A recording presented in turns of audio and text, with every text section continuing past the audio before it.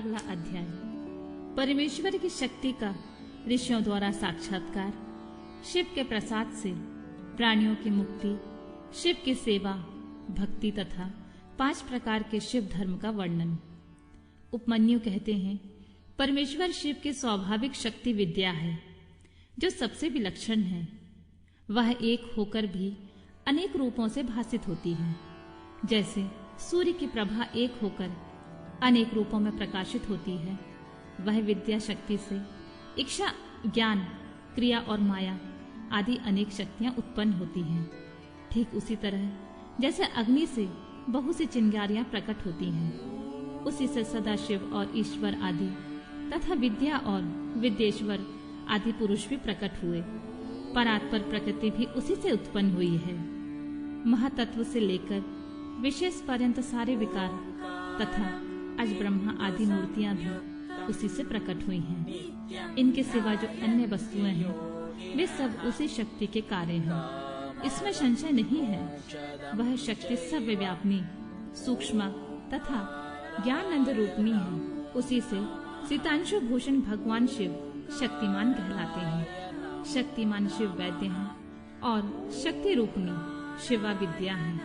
वे शक्ति रूप शिवा की प्रज्ञा, श्रुति, स्मृति, धृति, स्थिति, निष्ठा, ज्ञान शक्ति, इच्छा शक्ति, कर्म शक्ति, आज्ञा शक्ति, पर ब्रह्म परा और अपरा नामक 2 विद्याएं शुद्ध विद्या और शुद्ध कला है। क्योंकि सब कुछ शक्ति का ही कार्य है। माया, प्रकृति, जीव, विकार, विकृति, असत और सत आदि जो कुछ भी उपलब्ध होता है वह उस शक्ति से ही व्याप्त है।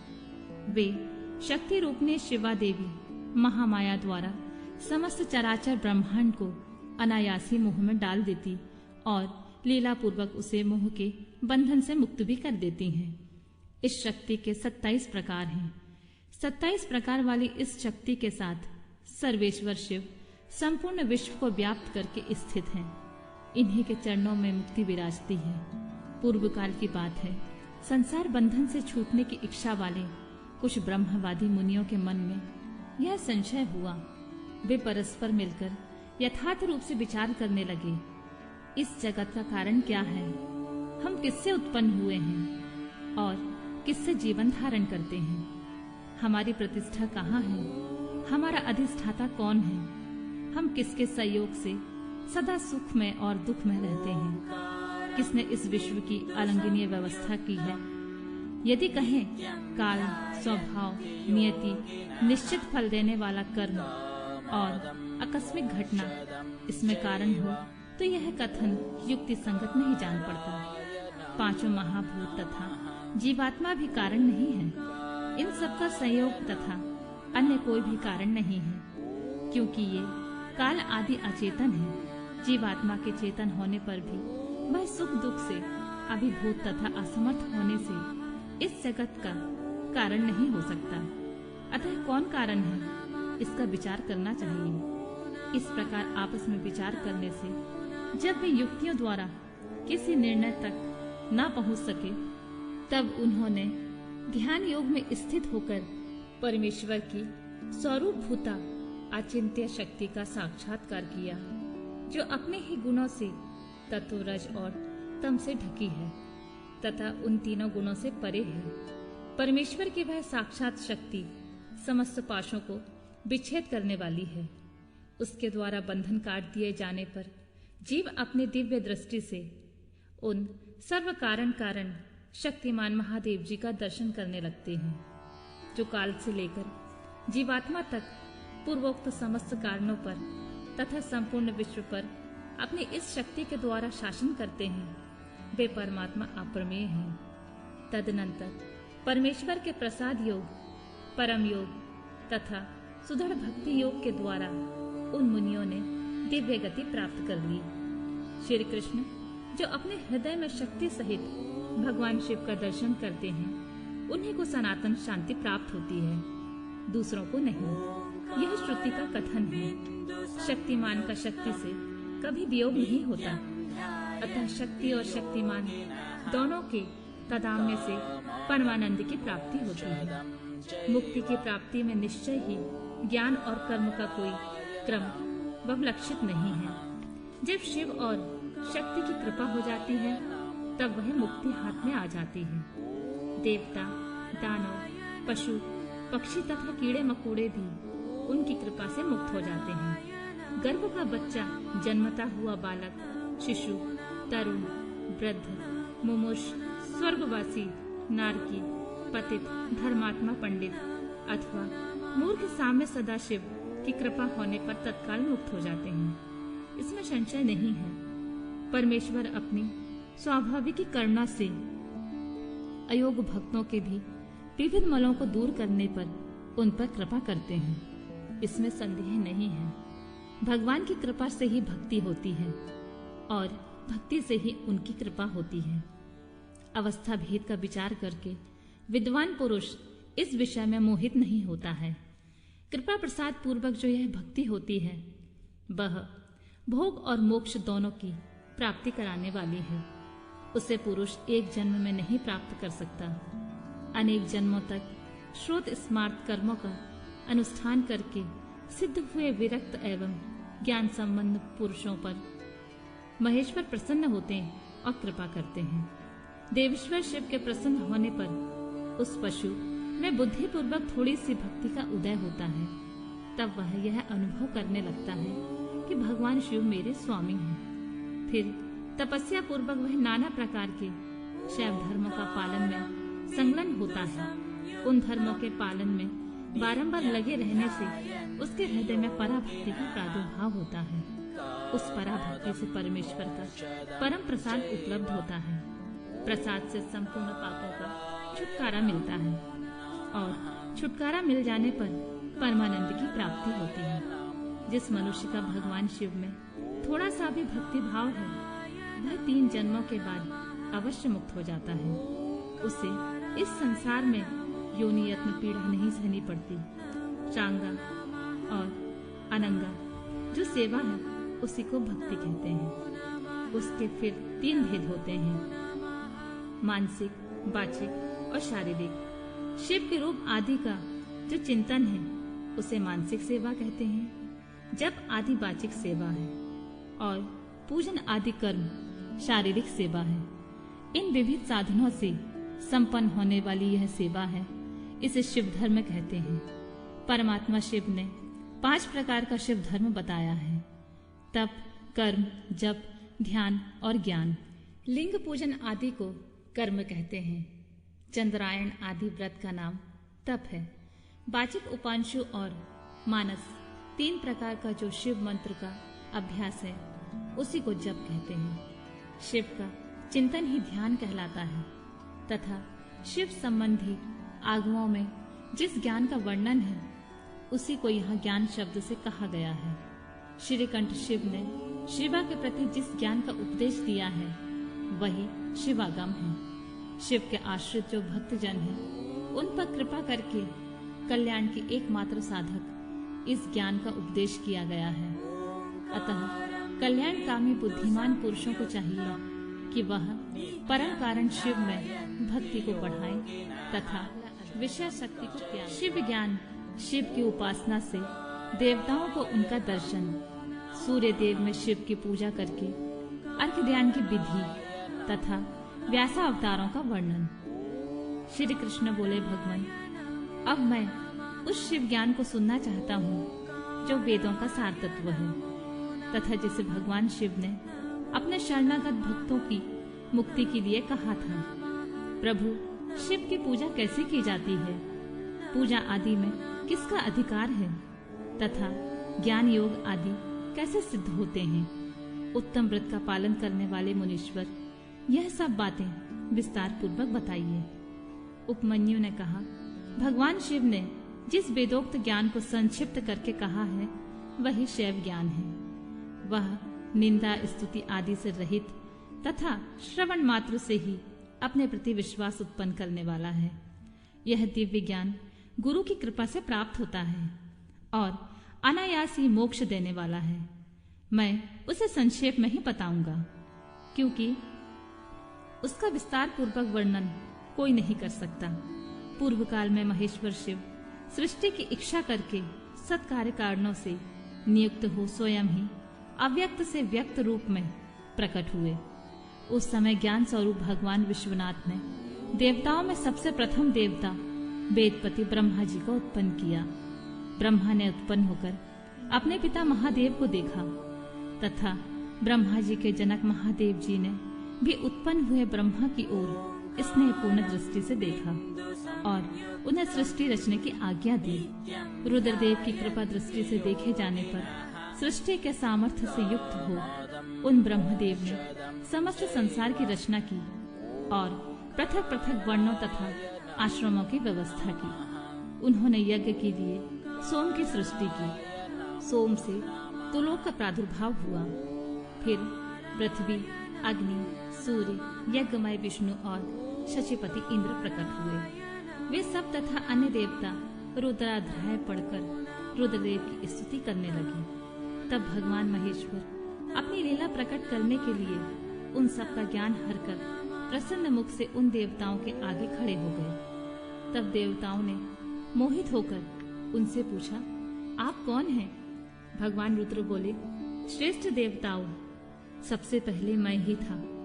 इस समय भी सर्वत्र मैं ही हूँ और भविष्य में मैं ही रहूंगा। मेरे सिवा दूसरा कोई नहीं है। मैं भी अपने तेज से संपूर्ण जगत को तृप्त करता हूँ। मुझसे अधिक और मेरे समान कोई नहीं जो मुझे जानता है, वह मुक्त हो जाता है। ऐसा कहकर भगवान रुद्र वही अंतर्ध्यान हो गए। जब देवताओं ने उस महेश्वर को नहीं देखा तब वे सामदेव के मंत्रों द्वारा उनकी स्तुति करने लगे। अथर्वशीर्ष में वर्णित पाशुपत व्रत को ग्रहण करके उन अमरगणों ने अपने संपूर्ण अंगों में भस्म लगा लिया। यह देखकर उन पर कृपा करने के लिए पशुपति महादेव अपने गणों और उमा के साथ उनके निकट आए।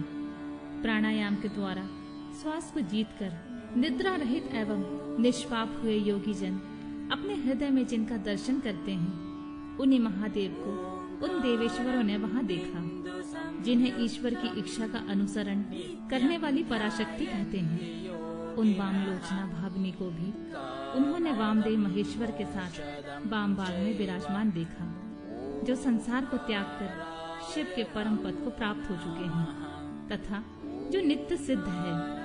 उन गणेश्वरों को अभी देवताओं ने दर्शन किया। तत्पश्चात देवता महेश्वर संबंधी वैदिक और पौराणिक दिव्य स्त्रोतों द्वारा देवी सहित महेश्वर की स्तुति करने लगे। तब वृषभध्वज महादेव भी उन देवताओं की ओर कृपा पूर्वक देखकर अत्यंत प्रसन्न हो स्वभावतः मधुर वाणी में बोले, मैं तुम लोगों पर बहुत संतुष्ट हूँ। उन प्रार्थनीय एवं पूज्यतम भगवान वृषभध्वज को अत्यंत प्रसन्न चित्त जान देवताओं ने प्रणाम करके आदर पूर्वक उनसे पूछा, भगवान, इस भूतल पर किस मार्ग से आपकी पूजा होनी चाहिए और उस पूजा में किसका अधिकार है, यह ठीक ठाक बताने की कृपा करें। तब देवेश्वर शिव ने देवी की ओर मुस्कुराते हुए देखा और अपने परम घोर सूर्यमय स्वरूप को दिखाया। उनका वह स्वरूप संपूर्ण ऐश्वर्य गुणों से संपन्न, सर्व तेजोमय, सर्वोत्कृष्ट तथा शक्तियां, मूर्तियों, अंगों, ग्रहों और देवताओं से घिरा हुआ था। उनकी 8 भुजाएं, 4 मुख थे। उनका आधा भाग नारी के रूप में था। उस अद्भुत आकृति वाले आश्चर्यजनक स्वरूप को देखते ही सब देवता यह जान गए कि सूर्य देव, पार्वती देवी, चंद्रमा, आकाश, वायु, तेज, जल, पृथ्वी तथा शेष पदार्थ भी शिव के ही स्वरूप हैं। संपूर्ण चराचर जगत शिवमय ही है। परस्पर ऐसा कहकर उन्होंने भगवान सूर्य को अर्घ्य दिया और नमस्कार किया। अर्घ्य देते समय वे इस प्रकार बोले, जिसका वर्ण सिंदूर के समान है और मंडल सुंदर है, जो स्वर्ण के समान सुंदर कांतिमान आभूषण से विभूषित है, जिनके नेत्र कमल के समान हैं, जिनके हाथ में भी कमल है, जो ब्रह्मा, इंद्र और नारायण के भी कारण है, उन भगवान को नमस्कार है। यूं कहकर उत्तम रत्नों से पूर्ण सुवर्ण, कुमकुम, कुश और पुष्प से युक्त जल सोने के पात्र में लेकर उन देवेश्वर को अर्घ्य दें और कहें, भगवान, आप प्रसन्न हो। आप सबके आदि कारण हैं। आप ही रुद्र, विष्णु, ब्रह्मा और सूर्य रूप हैं। कणों सहित आप शांत शिव को नमस्कार है। जो एकाग्रचित हो सूर्य मंडल में शिव का पूजन करके प्रातः काल, मध्याह्न काल और सायंकाल में उनके लिए उत्तम अर्घ देता है, प्रणाम करता है और इन श्रवण सुखद श्लोकों को पढ़ता है, उसके लिए कुछ भी दुर्लभ नहीं है। यदि वह भक्त है तो अवश्य ही मुक्त हो जाता है। इसलिए प्रतिदिन शिव रूपी सूर्य का पूजन करना चाहिए। धर्म, अर्थ, काम और मोक्ष के लिए मन, वाणी तथा क्रिया द्वारा उनकी आराधना करनी चाहिए। तत्पश्चात मंडल में विराजमान महेश्वर देवताओं की ओर देखकर और उन्हें संपूर्ण शास्त्रों से श्रेष्ठ शिव शास्त्र देकर वह अंतर्ध्यान हो गए। उस शास्त्र में शिव पूजा का अधिकार ब्राह्मण, क्षत्रिय और वैश्यों को दिया गया है। यह जानकर देवेश्वर शिव को प्रणाम करके देवता जैसे आए थे वैसे ही चले गए। तदनंतर दीर्घ काल के पश्चात जब वह शास्त्र लुप्त हो गया, तब भगवान शंकर के अंग में बैठी हुई महेश्वरी शिवा ने पति देव से उसके विषय में पूछा। तब देवी से प्रेरित हो चंद्रभूषण महादेव ने वेदों का सार निकालकर संपूर्ण आगमों में श्रेष्ठ शास्त्र का उपदेश किया। फिर उन परमेश्वर की आज्ञा से मैंने, गुरुदेव अगस्त्य और महर्षि दधीचि ने भी लोक में उस शास्त्र का प्रचार किया। शूलपाणी महादेव स्वयं भी युग युग में भूतल पर अवतार लेकर अपने आश्रित जनों की मुक्ति के लिए ज्ञान का प्रसार करते हैं। ऋभु, सत्य, भार्गव, अंगिरा, सविता, मृत्यु, इंद्र, मुनिवर वशिष्ठ, सारस्वत, त्रिधामा, मुनिश्रेष्ठ, त्रिव्रत, सत्यतेजा, साक्षात धर्म स्वरूप नारायण, सौरक्ष, बुद्धिमान आरुणि, भरद्वाज, श्रेष्ठ विद्वान गौतम, वाचश्रवा मुनि, पवित्र सूक्ष्याणी, तृणबिंदु मुनि, कृष्ण, शक्ति, शाक्ते, पराशर, उत्तर जातुकर्ण और साक्षात नारायण स्वरूप कृष्ण दोपायन मुनि, ये सब व्यासा अवतार हैं। अतः क्रमशः कल्प योगेश्वरों का वर्णन सुनो। लिंग पुराण में द्वापर के अंत में होने वाले उत्तम वृत्तधारी व्यासा अवतार तथा युगाचार्य अवतारों का वर्णन है। भगवान शिव के शिष्यों में भी जो प्रसिद्ध हैं उनका वर्णन है। उन अवतारों में भगवान के मुख्य रूप से 4 महातेजस्वी शिष्य होते हैं। फिर उनके सैकड़ों हजारों शिष्य प्रशिष्य हो जाते हैं। लोक में उनके उपदेश के अनुसार भगवान शिव की आज्ञा का पालन करने आदि के द्वारा भक्ति से अत्यंत भावित हो भाग्यवान पुरुष ही मुक्त हो जाते हैं। अगला अध्याय।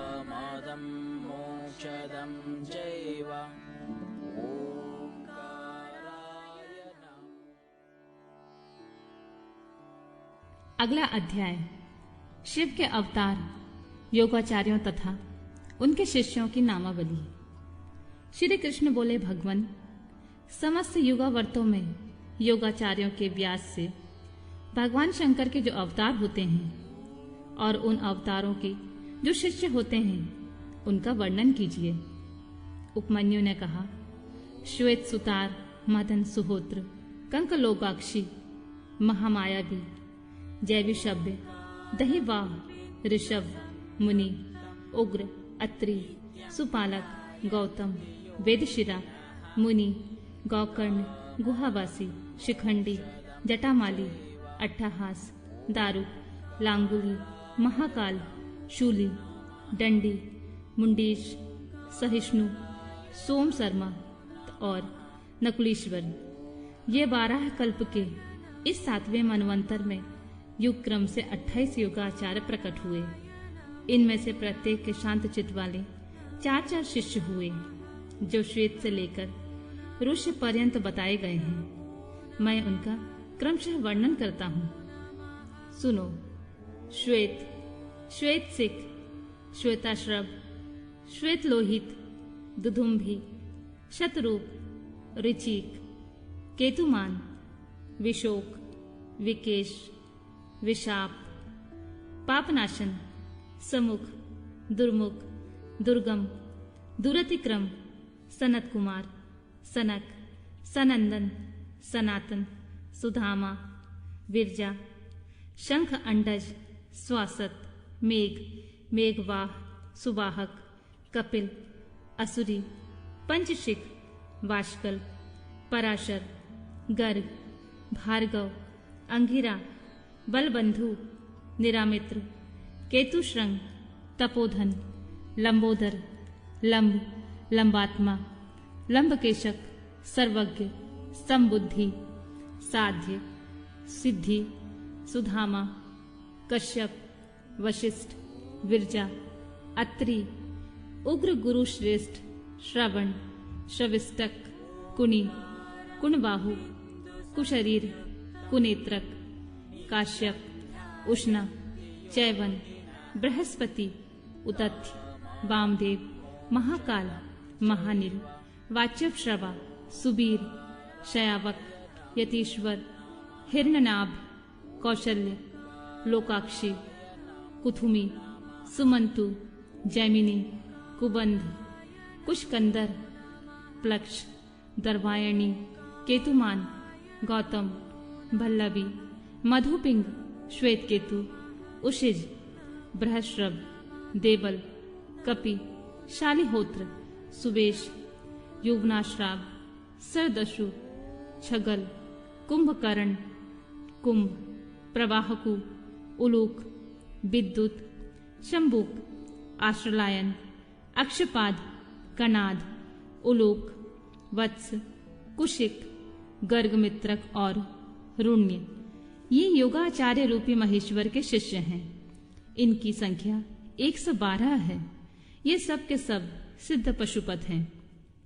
इनका शरीर भस्म से विभूषित रहता है। ये संपूर्ण शास्त्रों के तत्वज्ञ, वेद और वेदांगों के पारंगत विद्वान, शिवाश्रम में अनुरक्त, शिव ज्ञान परायण, सब प्रकार की आसक्तियों से युक्त, एकमात्र भगवान शिव में ही मन को लगाए रखने वाले, संपूर्ण द्वंद्वों को सहने वाले, धीर, सर्वभूत हितकारी, सरल, कोमल, स्वस्थ, क्रोध शून्य और जितेंद्रिय होते हैं। रुद्राक्ष की माला ही इनका आभूषण होती है। उनके मस्तक त्रिपुंड से अंकित होते हैं। उनमें से कोई तो शिखा के रूप में जटा धारण करते हैं, किसी के सारे केश ही जटा रूप होते हैं। कोई कोई ऐसे हैं जो जटा नहीं रखते और कितने ही सदा माथा मुड़ाए रहते हैं। वे प्रातः फल मूल का आहार करते हैं, प्राणायाम साधन में तत्पर होते हैं। मैं शिव का भक्त हूँ, इस अभिमान से युक्त होते हैं। सदा शिव के ही चिंतन में लगे रहते हैं। उन्होंने संसार रूपी विष वृक्ष के अंकुर को मथ डाला है। वे सदा परम धाम को जाने के लिए ही कटिबद्ध होते हैं। जो योगाचार्यों सहित उन शिष्यों को जान मानकर सदा शिव की आराधना करता है, वह शिव का सायुज्य प्राप्त कर लेता है। इनमें कोई अन्यथा विचार नहीं करना चाहिए। भगवान शिव के प्रति श्रद्धा भक्ति की आवश्यकता का प्रतिपादन, शिव धर्म के 4 पादों का वर्णन एवं ज्ञान योग के साधना तथा शिव धर्म के अधिकारियों का निरूपण, शिव पूजन के अनेक प्रकार एवं अनन्य चित्त से भजन की महिमा। तदनंतर श्री कृष्ण के प्रश्न करने पर उपमन्यु मदरांचल पर घटित हुए शिव पार्वती संवाद को प्रस्तुत करते हुए बोले, श्री कृष्ण, एक समय देवी पार्वती ने भगवान शिव से पूछा, महादेव, जो आत्मतत्व आदि के साधन में नहीं लगे हैं तथा जिनका अंतःकरण पवित्र एवं वशीभूत नहीं है, ऐसे मंदमती मृत्युलोकवासी जीवात्माओं के वश में आप किस उपाय से हो सकते हैं? महादेव जी बोले, देवी, यदि साधक के मन में श्रद्धा भक्ति ना हो तो पूजन, कर्म, तपस्या, जप, आसन आदि ज्ञान तथा अन्य साधन से भी मैं उसके वशीभूत नहीं होता हूँ। यदि मनुष्यों की मुझ में श्रद्धा हो तो जिस किसी भी हेतु से मैं उसके वश में हो जाता हूँ। फिर तो वह मेरा दर्शन, स्पर्श, पूजन एवं मेरे साथ संभाषण भी कर सकता है। अतः जो मुझे वश में करना चाहे उसे पहले मेरे प्रति श्रद्धा करनी चाहिए। श्रद्धा ही स्वधर्म हेतु है और वही इस लोक में वर्णाश्रमी पुरुषों की रक्षा करने वाली होती है। जो मानव अपने वर्णाश्रम धर्म के पालन में लगा रहता है, उसी की मुझ में श्रद्धा होती है, दूसरे की नहीं। वर्णाश्रमी पुरुषों के संपूर्ण धर्म वेदों से सिद्ध हैं। पूर्व काल में ब्रह्मा जी ने मेरी ही आज्ञा लेकर उनका वर्णन किया था। ब्रह्मा जी का बताया हुआ वह धर्म अधिक धन के द्वारा ही साध्य है तथा अनेक प्रकार के क्रियाकलाप से युक्त होता है। उससे मिलने वाला अधिकांश फल अक्षय नहीं है तथा उस धन के अनुष्ठान में अनेक प्रकार के कष्ट और आयास उठाने पड़ते हैं। उस महान धर्म से परम दुर्लभ श्रद्धा को पाकर जो वर्णाश्रमी मनुष्य अनन्य भाव से मेरी शरण में आ जाते हैं, उन्हें सुखद मार्ग से धर्म, अर्थ, काम और मोक्ष प्राप्त हो जाते हैं। वर्णाश्रम संबंधी आचार की सृष्टि मैंने ही बारंबार की है। उसमें भक्ति भाव रखकर जो मेरे हो गए, उन्हें वर्णाश्रमियों का मेरी उपासना में अधिकार है, दूसरों का नहीं। यह मेरी निश्चित आज्ञा है। मेरी आज्ञा के अनुसार धर्म मार्ग से चलने वाले वर्णाश्रमी पुरुष मेरी शरण में आ गए, मेरे कृपा प्रसाद से मल और माया आदि पाशों से मुक्त हो जाते हैं तथा मेरे पुनरावृत्ति रहित धाम में पहुंचकर मेरा उत्तम साधर्म प्राप्त करके परमानंद में निमग्न हो जाते हैं। इसलिए मेरे बताए हुए वर्ण धर्म को पाकर अथवा ना पाकर भी जो मेरी शरण ले मेरा भक्त बन जाता है, वह स्वयं ही अपनी आत्मा का उद्धार कर लेता है। यह कोटि कोटि गुना अधिक अलब्ध लाभ है। अतः मेरे इस मुख से प्रतिपादित वर्ण धर्म का पालन अवश्य करना चाहिए। जो मोक्ष मार्ग से विलग होकर दूसरे किसी वस्तु के लिए श्रम करता है, उसके लिए सबसे बड़ी हानि है। वही बड़ी भारी त्रुटि है, वही मोह है और वही अंधता एवं मूकता है। देवेश्वरी, मेरा जो सनातन धर्म है वह 4 चरणों से युक्त बताया गया है। उन चरणों के नाम हैं ज्ञान, क्रिया, चर्या और योग। पशुपाश और पति का ज्ञान ही ज्ञान कहलाता है। गुरु के अधीन जो विधि पूर्वक षड्भव शोधन का कार्य करता है, उसे क्रिया कहते हैं। मेरे द्वारा विहित वर्णाश्रम प्रयुक्त जो मेरे पूजन आदि धर्म हैं, उनके आचरण का नाम चर्या है। मेरे बताए हुए मार्ग से मुझ में सुस्थिर भाव से चित्त लगाने वाले साधक के द्वारा जो अंतःकरण की अनवृत्तियां का निरोध किया जाता है, उसी को योग कहते हैं। देवी, चित्त को निर्मल एवं प्रसन्न बनाना अश्वमेध यज्ञों के समूह से भी बड़ा श्रेष्ठ है, क्योंकि वह मुक्ति देने वाला होता है। विषय भोग की इच्छा रखने वाले लोगों के लिए यह मन प्रसाद दुर्लभ है। जिसने यम और नियम के द्वारा इंद्रिय समुदाय पर विजय प्राप्त कर ली है, उसे विरक्त पुरुष के लिए ही योग को सुलभ बताया गया है। योग पूर्व पापों को हर लेने वाला है। वैराग्य से ज्ञान होता है और ज्ञान से योग। योगश पुरुष पतित हो तो भी मुक्त हो जाते हैं, इसमें संशय नहीं है। सब प्राणियों पर दया करनी चाहिए। सदा अहिंसा धर्म का पालन सबके लिए उचित है। ज्ञान का संग्रह भी आवश्यक है। सत्य बोलना, चोरी से दूर रहना, ईश्वर और परलोक पर विश्वास रखना, मुझ में श्रद्धा करना, इंद्रियों को संयम में रखना, वेद शास्त्रों का पढ़ना, पढ़ाना, यज्ञ करना, कराना, मेरा चिंतन करना, ईश्वर के प्रति अनुराग रखना और सदा ज्ञानशील होना ब्राह्मणों के लिए नितांत आवश्यक है। जो ब्राह्मण ज्ञान योग की सिद्धि के लिए सदा इस प्रकार उपयुक्त धर्मों का पालन करता है, वह शीघ्र ही विज्ञान पाकर योग को भी सिद्ध कर लेता है। प्रिय, ज्ञानी पुरुष ज्ञानाग्नि के द्वारा इस कर्ममय शरीर को क्षण भर में दग्ध करके मेरे प्रसाद से योग का ज्ञाता होकर कर्म बंधन से छुटकारा पा जाता है। पुण्य पापमय जो कर्म है, उसे मोक्ष का प्रतिबंधक बताया गया है। इसलिए योगी पुरुष योग के द्वारा पुण्य का परित्याग कर दे। फल की कामना से प्रेरित होकर कर्म करने से ही मनुष्य बंधन में पड़ता है, केवल कर्म करने मात्र से ही नहीं। अतः कर्म के फल को त्याग देना चाहिए। प्रिय, पहले कर्ममय यज्ञ द्वारा बाहर मेरी पूजा करके फिर ज्ञान योग में तत्पर हो साधक योग का अभ्यास करे।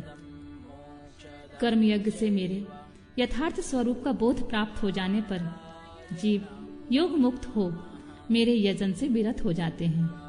उस समय वे मिट्टी, पत्थर और सुवर्ण में भी संभाव रखते हैं।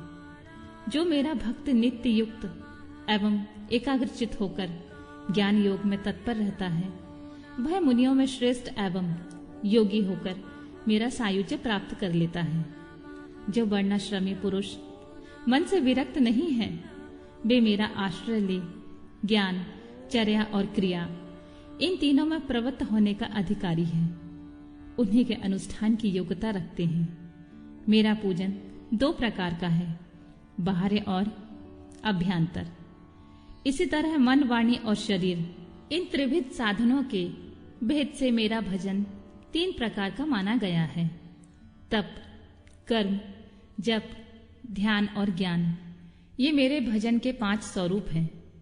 अतः साधु पुरुष उसे 5 प्रकार का भी कहते हैं।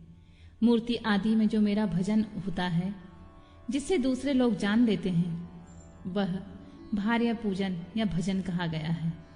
तथा वही भजन पूजन जब मन के द्वारा होने में केवल अपने ही अनुभव का विषय होता है, तब अभ्यंतर कहलाता है। मुझ में लगा हुआ चित्त ही मन कहलाता है। सामान्यतः मन मात्र को यहाँ मन नहीं कहा गया है। इसी तरह जो वाणी मेरे नाम के जप और कीर्तन में लगी हुई है, वह वाणी कहलाने योग्य है, दूसरी नहीं।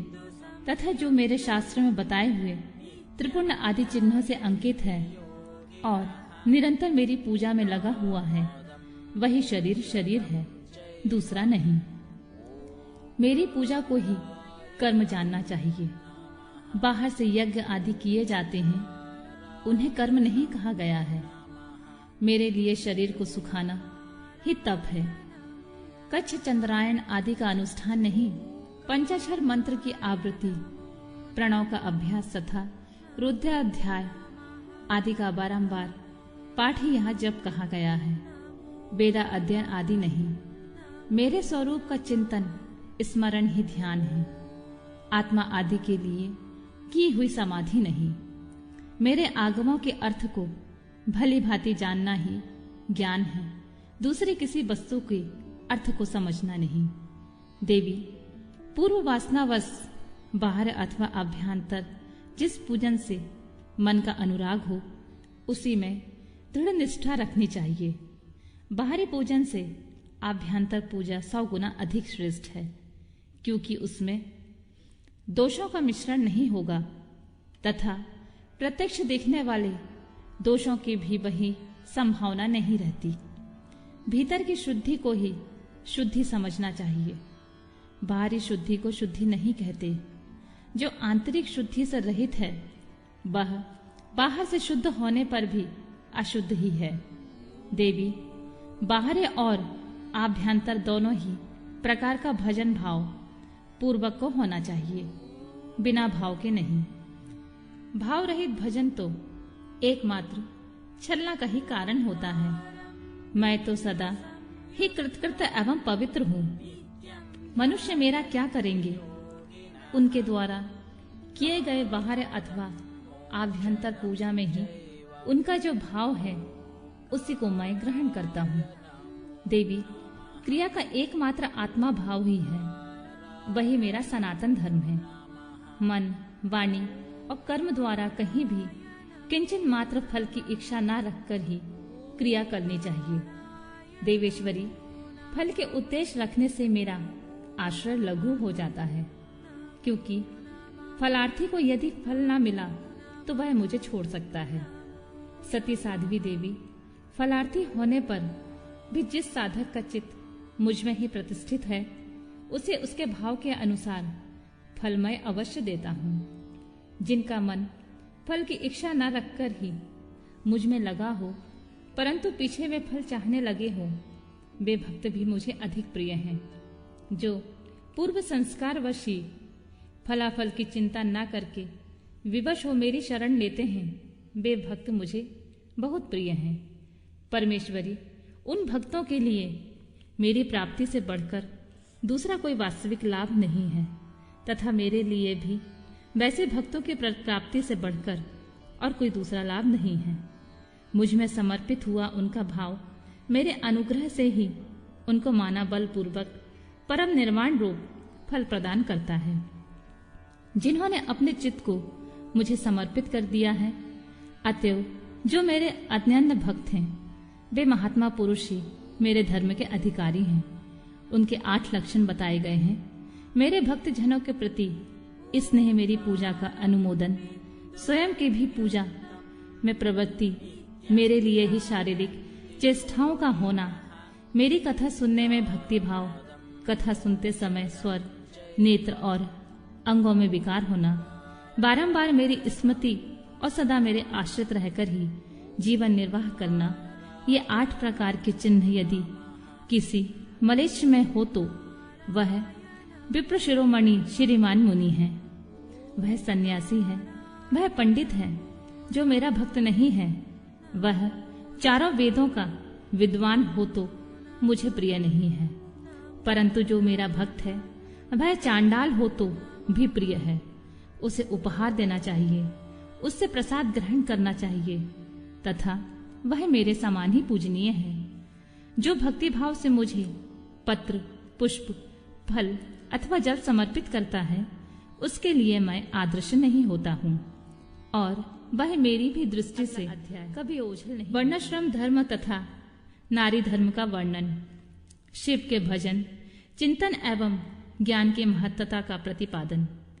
महादेव जी कहते हैं, देवेश्वरी, अब मैं अधिकारी विद्वान और श्रेष्ठ ब्राह्मण भक्तों के लिए संक्षेप में वर्ण धर्म का वर्णन करता हूँ। तीनों काल स्नान, अग्निहोत्र, विधिवत शिवलिंग पूजन, दान, ईश्वर प्रेम, सदा और सर्वत्र दया, सत्य भाषण, संतोष, आस्तिकता, किसी भी जीव की हिंसा न करना, लज्जा, श्रद्धा, अध्ययन, योग निरंतर अध्यापन, व्याख्यान, ब्रह्मचर्य, उपदेश श्रवण, तपस्या, क्षमा, शौच, शिखा धारण, यज्ञोपवीत धारण, पगड़ी धारण करना, दुपट्टा लगाना, निषिद्ध वस्तुओं का सेवन न करना, रुद्राक्ष की माला पहनना, प्रत्येक पर्व में विशेषतः चतुर्दशी को शिव की पूजा करना, ब्रह्म कुर्ज का पान, प्रत्येक मास में ब्रह्म कुर्ज की विधि से मुझे नहलाकर मेरा विशेष रूप से पूजन करना, संपूर्ण क्रियान का त्याग, श्राद्धान का त्याग, बासी अन्न तथा विशेषतः कुल्थिया बोरो धान का त्याग, मद्य और मद्य की गंध का त्याग, शिव को निवेदित नैवेद्य का त्याग, ये सभी वर्णों का समान धर्म है। ब्राह्मणों के लिए ये विशेष धर्म है। क्षमा, शांति, सत्य, अस्तेय, चोरी न करना, ब्रह्मचर्य, शिव ज्ञान, वैराग्य, भस्म सेवन और सब प्रकार के आसक्तियों से निवृत्ति, इन 10 धर्मों को ब्राह्मणों का विशेष धर्म कहा गया है। अब योगियों के लक्षण बताए गए हैं। दिन में भिक्षान भोजन उनका विशेष धर्म है। वह वानप्रस्थ आश्रम वालों के लिए भी उनके समान ही अभीष्ट है। उन सबको और ब्रह्मचारियों को भी रात में भोजन नहीं करना चाहिए। पढ़ाना, यज्ञ कराना और दान लेना, इनका विधान मैंने विशेषतः क्षत्रिय और वैश्य के लिए नहीं किया है। मेरे आश्रय में रहने वाले राजाओं या क्षत्रियों के लिए थोड़े में धर्म का संग्रह इस प्रकार है। सब वर्णों की रक्षा, युद्ध में शत्रुओं का वध, दुष्ट पक्षियों, मृगों तथा दुराचारी मनुष्यों का दमन करना, सब लोगों पर विश्वास न करना, ऋतुकाल में ही स्त्री संसर्ग करना, सेना का संरक्षण, गुप्तचर भेजकर लोक में घटित होने वाले समाचारों को जानना, सदा अस्त्र धारण करना तथा भस्ममय कुंचक धारण करना, गौरक्षा, वाणिज्य और कृषि, ये वैश्य धर्म बताए गए हैं। शुद्धेतर वर्णों ब्राह्मण, क्षत्रिय और वैश्यों की सेवा शूद्र का धर्म कहा गया है। बाग लगाना, मेरे तीर्थ की यात्रा करना तथा अपनी धर्म पत्नी के साथ ही समागम करना गृहस्थ के लिए विहित धर्म है। वनवासियों, यतियों और ब्रह्मचारियों के लिए ब्रह्मचर्य का पालन मुख्य धर्म है। स्त्रियों के लिए पति की सेवा ही सनातन धर्म है, दूसरा नहीं। कल्याणी, यदि पति की आज्ञा हो तो नारी मेरा पूजन भी कर सकती है। जो स्त्री पति की सेवा को छोड़कर व्रत में तत्पर होती है वह नरक में जाती है। इस विषय में विचार करने की आवश्यकता नहीं है। अब मैं विधवा स्त्रियों के सनातन धर्म का वर्णन करूंगा। व्रत, दान, तप, शौच, भूमि शयन, केवल रात में ही भोजन, सदा ब्रह्मचर्य का पालन, भस्म अथवा जल स्नान, शांति, मौन, क्षमा, विधि पूर्वक सब जीवों को अन्न का वितरण, अष्टमी, चतुर्दशी, पूर्णिमा तथा विशेषतः एकादशी को विधिवत उपवास और मेरा पूजन, ये विधवा स्त्रियों के धर्म है। देवी, इस प्रकार मैंने संक्षेप से अपने आश्रम का सेवन करने वाले ब्राह्मणों, क्षत्रियों, वैश्यों, सन्यासियों, ब्रह्मचारियों तथा वानप्रस्थों और गृहस्थों के धर्म का वर्णन किया है। साथ ही शूद्रों और नारियों के लिए भी इस सनातन धर्म का उपदेश दिया। देवेश्वरी, तुम्हें सदा मेरा ध्यान और मेरे षडक्षर मंत्र का जप करना चाहिए। यही संपूर्ण वेदोक्त धर्म है और यही धर्म तथा अर्थ का संग्रह है। लोक में जो मनुष्य अपनी इच्छा से मेरे विग्रह की सेवा का व्रत धारण किए हुए हैं, पूर्व जन्म की सेवा के संस्कार से युक्त होने के कारण भक्ति तिरेक से संपन्न है। वे स्त्री आदि विषयों में अनुरक्त हो या विरक्त, पापों से उसी प्रकार लिप्त नहीं होते जैसे जल से कमल का पत्ता। मेरे प्रसाद से विशुद्ध हुए उन विवेकी पुरुष को मेरे स्वरूप का ज्ञान हो जाता है। फिर उनके लिए कर्तव्य की विधि निषेध नहीं रह जाता। समाधि तथा शरणागति भी आवश्यक नहीं रहती। जैसे मेरे लिए कोई विधि निषेध नहीं है, वैसे ही उनके लिए भी नहीं होती है।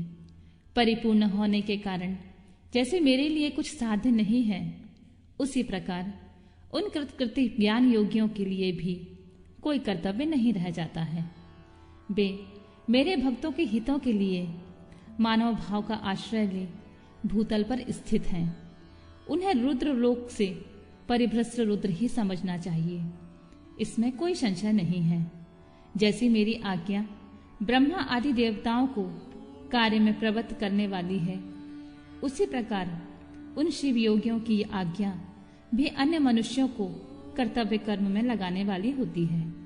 वे मेरी आज्ञा के आधार हैं, इसीलिए उनका दर्शन करने मात्र से सब पापों का नाश हो जाता है तथा प्रशस्त्र फल की प्राप्ति को सूचित करने वाले विश्वास की भी वृद्धि होती है।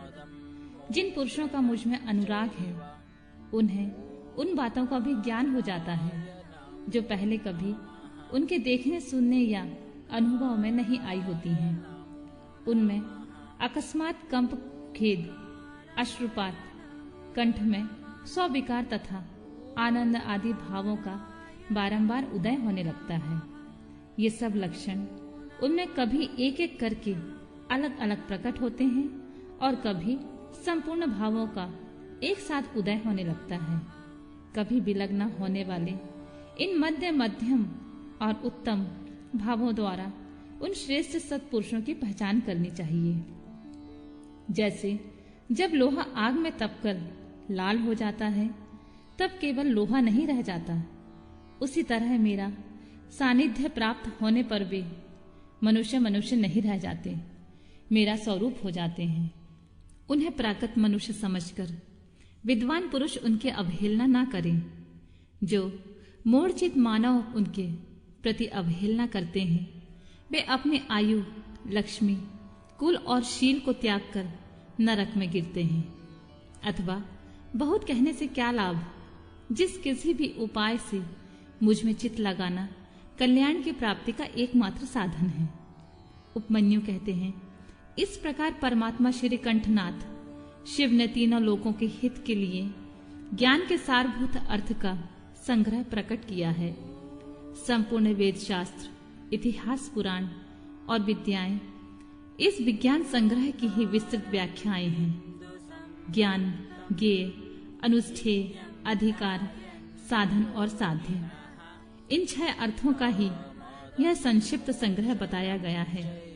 श्री कृष्ण जो शिव और शिवा संबंधी ज्ञानामृत से तृप्त है और उनकी भक्ति से संपन्न है, उसके लिए बाहर भीतर कुछ भी कर्तव्य शेष नहीं है।